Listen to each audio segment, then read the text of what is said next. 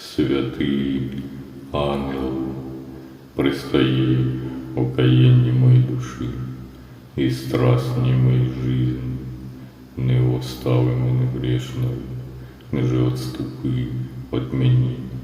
за невоздержання мої, не даж міста лукавому демону обладати мною,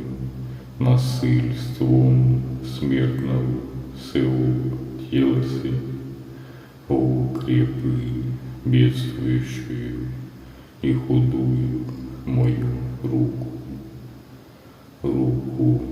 и наставь меня на путь спасения. Ей святый ангелы Божий, хранитель и покровитель окаянной моей души и тела, всем простым, великими тем, оскорбих во все дни живота моего, и аще что соверших пришедшую ночь сию, покрый его настоящий день и сохрани меня от всякого искушения противного, да не поймали сие прогневаем Бога,